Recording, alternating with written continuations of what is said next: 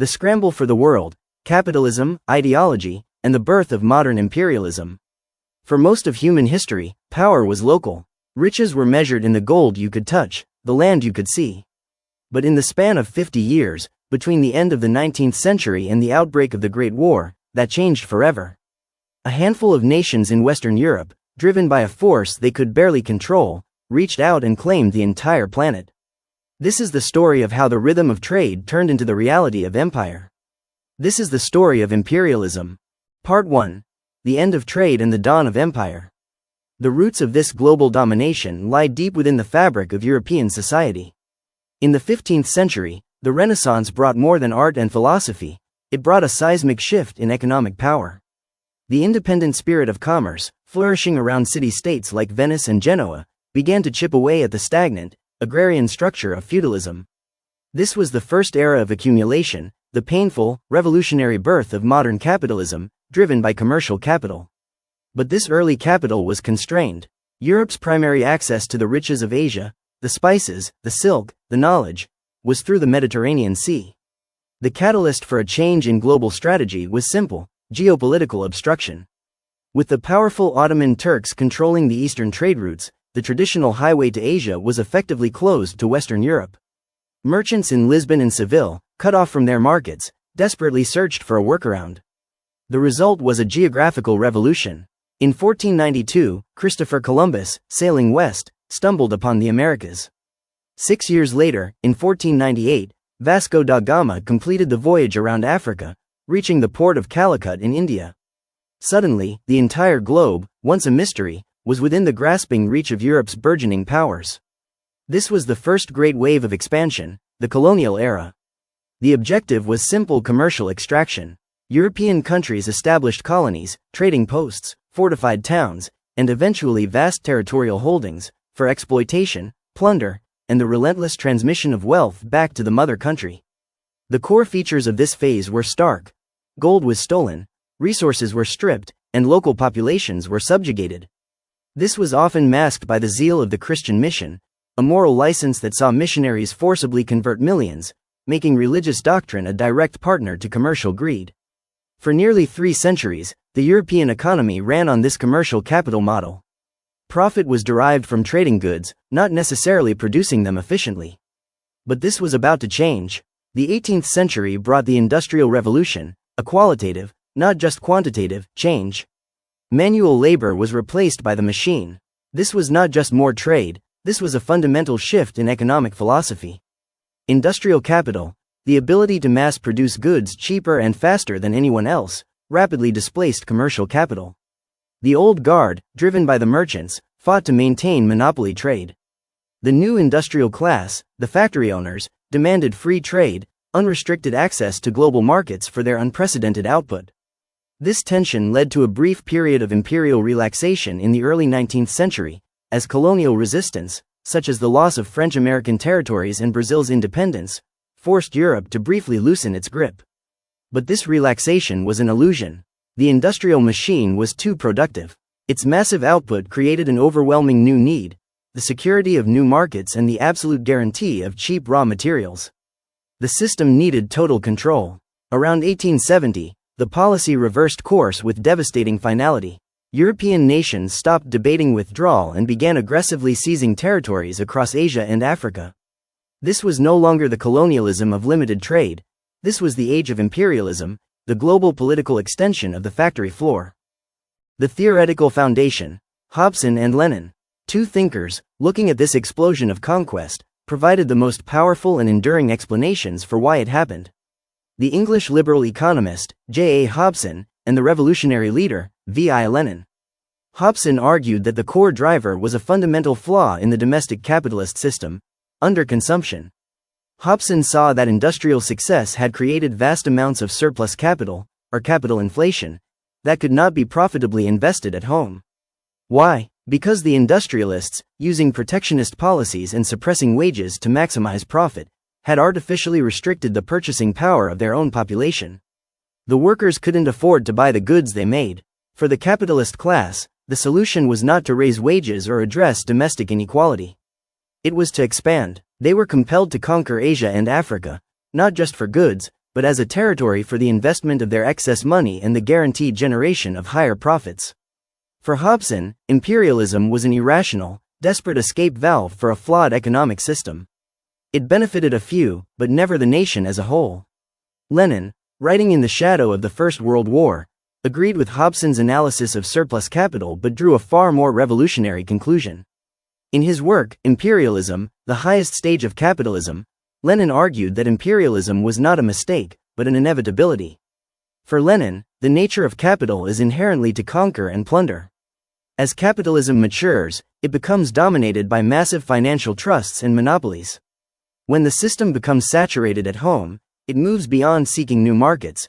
It seeks absolute domination of territory and resources globally. Imperialism, for Lenin, was the political and economic conclusion of monopolistic capitalism. It was the point where the competition of private firms escalated into the deadly geopolitical rivalry of states, setting the stage for global conflict. Hobson explained why the money left home.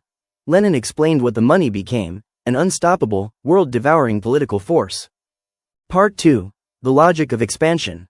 The theories of Hobson and Lenin were played out in the 5 undeniable necessities that fueled the conquest after 1870. The industrial machine had 5 insatiable demands that the world had to meet. The crisis of the internal market, protectionism. The first imperative was to find a home for the surplus product. The adoption of strict industrial protectionist policies, high tariffs and trade barriers, created an economic stalemate within Europe.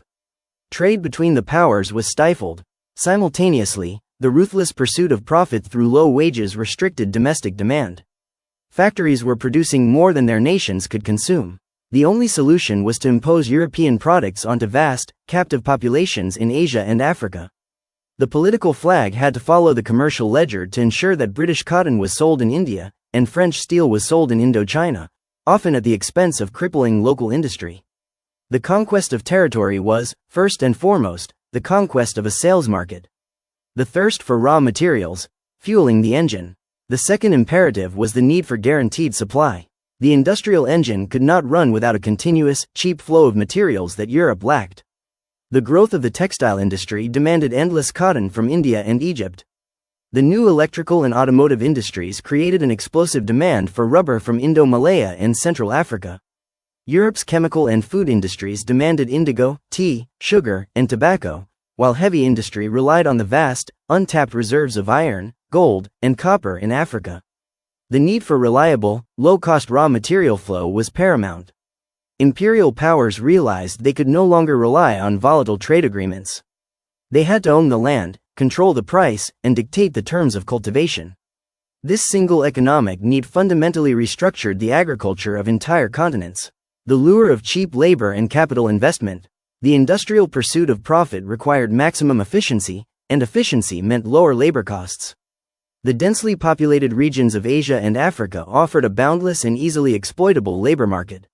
European industrialists began shifting basic manufacturing and raw material processing units directly into the colonies, leveraging labor costs that were negligible compared to Europe. Furthermore, this was the perfect destination for surplus capital investment. Why build a railway in Britain when you could fund a railway in India that connects a massive cotton field to the shipping port, guaranteeing an enormous return? The investment flowed into mines, plantations, and infrastructure, all designed to accelerate the extraction process. This capital was predatory. It was built to capture resources and cheap labor, accelerating the imperialist planning cycle. The poison of ultra-nationalism. While economics provided the motive, ideology provided the drive and the justification. The late 19th century saw the dangerous rise of ultranationalism, particularly in newly unified nations like Germany and Italy, who felt they were late to the colonial feast. This was fueled by a brutal simplification of Darwin's theory, social Darwinism. The belief was that European nations and races were inherently superior and destined to rule the inferior peoples of Africa and Asia. The acquisition of territory became a badge of national state prestige. It was the civilizing mission, a high moral excuse that justified conquest and brutality by claiming Europe was bringing the blessings of Christianity and technology to the backward world.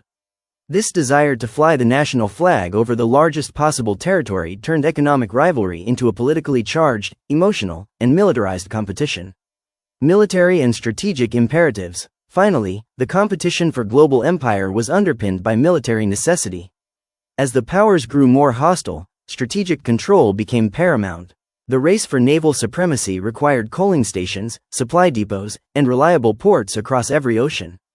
Control of key choke points, the Suez Canal, the Strait of Malacca, was essential to protect the vital supply lines feeding European industry. These strategic sites had to be seized and garrisoned.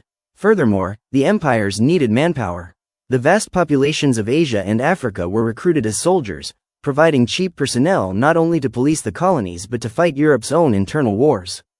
The drive for military superiority and reliable manpower became yet another essential factor accelerating the seizure of territories for military command structures and bases. Part 3. Dividing the spoils. The motives were clear, the execution was brutal. The period after 1870 saw the world carved up with astonishing speed, following distinct patterns of conquest in different continents. The dissection of Africa, compromise. In Africa, the powers sought compromise over costly conflict. The continent's vast mineral and resource wealth was undeniable, but the geographical challenges were immense. European powers realized fighting each other over the interior would be too disruptive and expensive. This led to the extraordinary, pragmatic agreement known as the dissection of Africa. European powers convened and agreed to carve up the continent among themselves. The borders were drawn arbitrarily on maps, often ignoring indigenous ethnic and political boundaries, solely to secure sources of gold, copper, and rubber. The result was that Africa was swiftly and totally organized as a resource colony, a non-negotiable supply line for the industrial engine of Europe. The Indian jewel. Monopolistic control. In India, the pattern was one of fierce, singular dominance. The 18th century was dominated by the Anglo-French contest for trade primacy, culminating in the British victory in the Third Carnatic War, 1763, which effectively ended French influence. The British East India Company established political control, which solidified after the Great Revolt of 1857. The transfer of power to the British Crown after 1860 formally launched the full-fledged imperialist age in India. India was now fully integrated into the British economic apparatus. It was both the largest captive market for British manufactured goods and the most reliable source of cotton and jute. The construction of the railway system was the physical manifestation of this imperial logistics strategy, connecting raw material centers directly to the ports of Calcutta and Bombay, solely for export. India became the jewel in the crown, the economic guarantor of British global supremacy. The humiliation of China, the open door. Imperialism in China followed a trajectory of military humiliation and economic dismemberment. The initial trade was pioneered by the Portuguese, but the key moment was the aggressive, destructive opium trade pushed by the British. When the Qing dynasty attempted to stop the devastating influx of the drug, Britain responded with military might, leading to the First Opium War, 1839. The resulting Treaty of Nanking forced China to cede key coastal ports.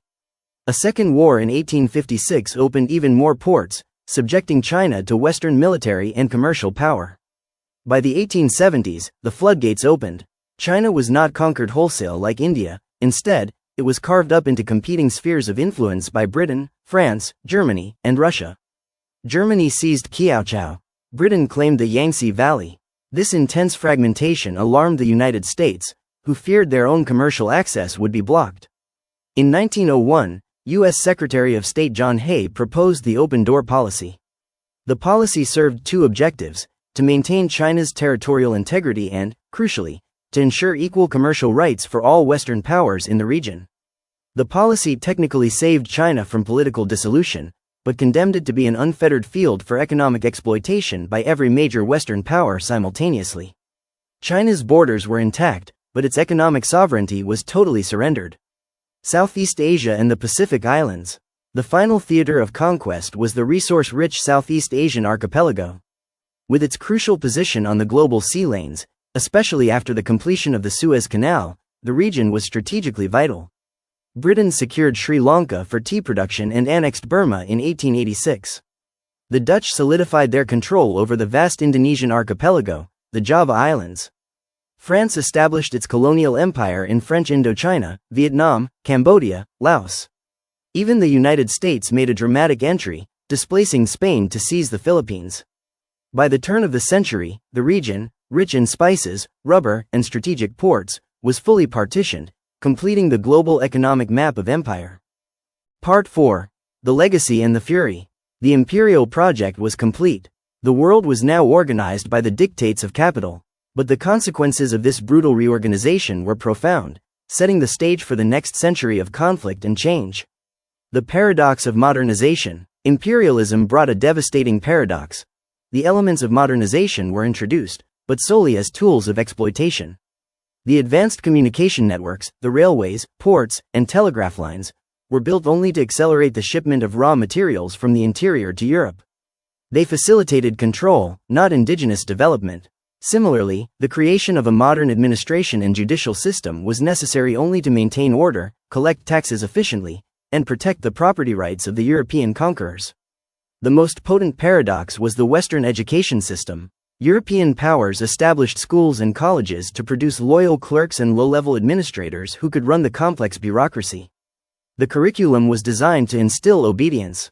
However, in teaching Western history, law, and philosophy, the empires inadvertently armed their subjects with the very concepts, democracy, liberty, and the right to self-determination, that would be used to dismantle the imperial structure. Imperialism had created its own executioners. Economic reorganization and vulnerability. The second great legacy was the systematic destruction of economic self-sufficiency.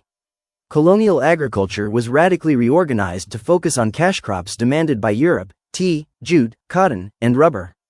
This meant the displacement of subsistence farming.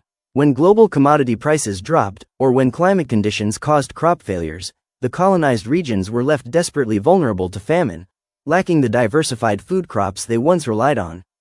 The entire economic structure was rendered permanently dependent, ensuring that the former colonies would face a century-long struggle to reclaim economic independence even after political freedom was achieved. The unintended political awakening, nationalism. The combination of Western ideas, shared infrastructure, and unified exploitation ultimately fostered the rise of modern nationalism. The common experience of oppression, the use of shared languages of administration, like English or French, and the realization of Western hypocrisy spurred organized, sophisticated political movements across Asia and Africa. The nationalist leaders, educated in the West's own universities, turned the logic of liberty against their colonial masters, demanding political sovereignty. This anti-imperialist movement gained tidal force after the turn of the century, signaling the inevitable end of the colonial project. The final catastrophe, the Great War. Lenin had predicted it. Imperialism, the highest stage of capitalism, was inherently and violently unstable. The world was not big enough for all the competing capitalist powers. The relentless, zero-sum competition for global resources, markets, and strategic territories meant that the great powers were constantly colliding. The annexation of a port in China, the claim on a railway in the Middle East, the control of a diamond mine in Africa, each move was a confrontation. This network of aggressive rivalry, fueled by military buildup and ultra-nationalist fervor, created the global powder keg of 1914. The First World War was not a regional squabble, it was the ultimate, necessary explosion of the imperialist system. It was a war fought to recarve the global map, to determine which nation would hold the title of the world's supreme imperial power. The war achieved what decades of peaceful struggle could not. It fatally drained and exhausted the European powers. It shattered the illusion of racial and cultural superiority. When the dust settled, the empires were weakened, and the nationalist movements of Asia and Africa were energized, ready to claim their prize. The age of imperialism, spanning those critical 4 decades, was more than just a chapter in history. It was the moment the world was made modern, unified by technology, ravaged by economic extraction, and ultimately, primed for a century of conflict. Its legacy remains. The struggle for economic independence, the challenge of arbitrary borders, and the global political instability that define our modern world were all forged in the fierce, desperate scramble for the world.